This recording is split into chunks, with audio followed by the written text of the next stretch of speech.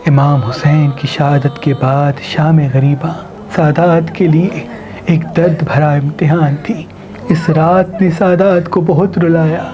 بس جیسے ہی شام غریبہ گزر جاتی ہے، 11 محرم کا سورج طلوع ہوتا ہے، یزید کی فوج آل محمد کو رسیوں میں قید کر کے، بیویوں کو بے چادر کر کے کوفے کی طرف لے کے جاتی ہے۔ تاریخ نے لکھا جیسے ہی بی بی زینب مقتل گاہ سے گزرتی ہیں تو امام حسین کی لاش کو دیکھتی ہیں کہ امام حسین کا جسم زمین کربلا پہ بکھرا ہوا ہے، آپ کے جسم کا ایک بھی حصہ سلامت نہیں ہے۔ بس امام سجاد کو زنجیروں میں جکڑ کے طوق پہنایا جاتا ہے اور ایک بھاری پتھر پشت پہ رکھا جاتا ہے اور تمام بیویوں کو قید کر کے کوفہ کی طرف لے جایا جاتا ہے۔ آل محمد کے اس قافلے میں کئی معصوم بچے تھے اور ان بچوں کو الگ الگ اونٹوں کی پشت پہ رسیوں سے باندھا گیا تھا۔ جس بھی اونٹ سے جو بچہ گر جاتا وہ اونٹ کے پاؤں میں کچل کے وہیں شہید ہو جاتا۔ بیبیاں قید اپنے بچوں کو دیکھتی اور رو رو کے فریاد کرتی کہ یا رسول اللہ ہمارے بچے شہید ہو گئے۔ بس یہ قافلہ جیسے ہی کوفے پہنچتا ہے تو پتھروں اور گرم پانی سے اس قافلے کا استقبال کیا جاتا ہے۔ بی بی زینب کو باغی کی بہن بلایا جاتا ہے۔ بی بی زینب سلام اللہ علیہا اپنے نانا کی امت کو دیکھ کے یہ فرماتی ہے، اے لوگو شرم کرو، میں تمہارے رسول کی بیٹی زینب بنت علی ہوں۔ لیکن وہ تمام لوگ ہنستے جاتے ہیں۔ بی بی زینب جیسے ہی ابن زیاد کے دربار میں پہنچتی ہے تو ابن زیاد یہ سوچے کہ آج میں اپنی جیت کا جشن کیسے مناؤں۔ وہ کہتا ہے جاؤ قید میں مختار ثقفی کو لے کے آؤ تاکہ میں اس کو دکھاؤں کہ میں نے اس کے امام حسین کا کیا حشر کر دیا، ان کی بیٹیوں کا، ان کی بہنوں کا کیا انجام کر دیا۔ بس مختار ثقفی کو لے کے آتے ہیں اور اس کے سامنے امام حسین علیہ السلام کے سر کو پیش کرتے ہیں۔ مختار ثقفی زنجیروں میں جکڑے ہوئے جیسے ہی امام حسین کے سر کو دیکھتے ہیں تو وہ دیکھ کے پریشان ہو جاتے ہیں۔ وہ سوچتے رہتے ہیں کہ یہ سر تو امام حسین کا لگتا ہے، لیکن اللہ کرے یہ امام حسین کا سر نہ ہو۔ مختار ثقفی کہتے ہیں، اے ابن زیاد بتا یہ کس کا سر ہے؟ وہ ہنس ہنس کے کہتا ہے، یہ تیرے امام حسین کا سر ہے۔ بس وہ زنجیروں کو توڑتے ہیں اور ابن زیاد کی گردن سے پکڑتے ہیں۔ اتنی دیر میں امام سجاد حضرت مختار ثقفی کے کندھے پہ ہاتھ رکھ کے کہتے ہیں، اے مختار صبر کرو، میں سجاد ہوں اور میرے ساتھ رسول اللہ کی بیٹیاں بھی اس دربار میں موجود ہیں۔ حضرت مختار ثقفی زمین پہ بیٹھ جاتے ہیں اور چیخ کے روتے رہتے ہیں۔ بس سپاہی آ کے حضرت مختار کو قید کر لیتے ہیں اور آل محمد کو کچھ دنوں کے لیے وہاں قید خانے میں رکھا جاتا ہے۔ بس یہ قافلہ اب کوفے سے شام کی طرف روانہ ہوتا ہے۔ تاریخ نے لکھا کئی سختیاں سہتے سہتے جیسے ہی شام تک پہنچتا ہے، یزید یہ حکم بھجواتا ہے قافلے تک کہ رکو، جب تک یہ شام شہر پوری طرح سج نہیں جاتا تب تک بیبیاں شام میں داخل نہ ہوں۔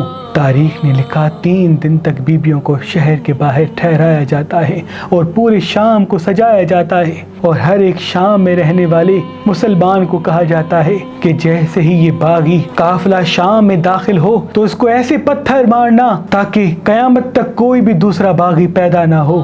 سارے شام میں رہنے والے پیلا لباس پہنتے ہیں، زیورات پہنتے ہیں اور گھروں کی چھتوں پہ آ کے کھڑے ہو جاتے ہیں۔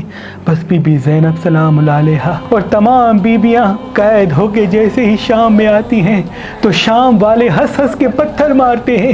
بی بی زینب روتی رہتی ہے اور یہ قافلہ آگے آگے چلتا ہوا یزید کی دربار آ پہنچتا ہے۔ جیسے یزید کی دربار پہنچتا ہے تو اس وقت یزید ہنستا جاتا ہے، خوشی سے جھومتا جاتا ہے اور امام حسین کے سر کی توہین کرنا شروع کرتا ہے اور یہ کہتا ہے کہ کاش میرے بڑے زندہ ہوتے، میں ان کو بتاتا کہ میں نے بدر و احد کا کیسے رسول اللہ کے خاندان سے بدلہ لیا ہے۔ وہاں ایک یہودی جب یہ منظر دیکھتا ہے تو پوچھتا ہے یہ بیبیاں کون ہیں اور یہ سر کس کا ہے اور یہ ایسا عجیب قافلہ کیوں ہے؟ درباریوں میں سے کہا جاتا ہے کہ یہ قافلہ محمد کی بیٹیوں کا ہے اور یہ سر بی بی فاطمہ کے بیٹے کا ہے۔ تو وہ کہتا ہے فاطمہ بنت رسول اللہ جو تمہارے رسول کی دختر تھی، یہ اس کے بیٹے کا سر ہے؟ تو یزید کے دربار میں بیٹھے ہوئے کہتے ہیں ہاں یہ اسی کا سر ہے۔ تو وہ رو کے کہتا ہے کیا تمہیں شرم نہیں آتی؟ ابھی تمہارے رسول کو صرف 50 سال ہی گزرے ہیں اور تم نے ان کے خاندان کا یہ حشر کر دیا کہ ان کی مستورات کو قیدی کر کے بازاروں میں لے کے آئے ہو اور اس کے بیٹے کا سر کاٹ کے اس کی بے حرمتی کر رہے ہو۔ اے مسلمانوں، میں حضرت داؤد کے قبیلے میں سے ہوں اور آج بھی میری قوم میرا احترام کرتی ہے۔ جیسے ہی یہ شور یزید کے کانوں تک پہنچتا ہے، یزید اس کا سر قلم کرواتا ہے۔ بس یزید امام حسین کے سر کی بے حرمتی کرتا رہتا ہے۔ اتنے میں امام سجاد فرماتے ہیں، اے یزید، جب تو اپنے آباء و اجداد کی تعریف کر رہا ہے تو مجھے بھی موقع دے تاکہ میں بھی ان لوگوں کو بتاؤں کہ میں کس خاندان کا ہوں۔ یزید کے ساتھی کہتے ہیں، اے یزید، یہ بیمار لرز رہا ہے، زنجیروں میں جکڑا ہوا، تیرے سامنے کیا کہے گا؟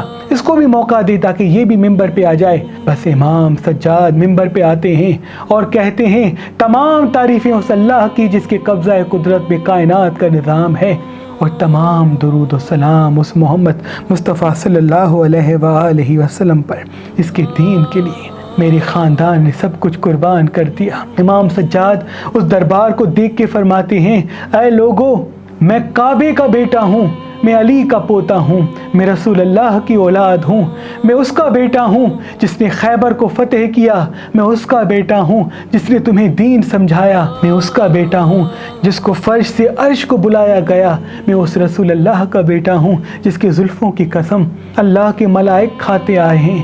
اے لوگوں، میں اس کا بیٹا ہوں جس کا یہ سر ہے، یہ وہ حسین ہے جس کے لبوں کو اللہ کے رسول چوما کرتے تھے، یہ وہ حسین ہے جس کو رسول اللہ اپنے کندھوں پہ سوار کیا کرتے تھے۔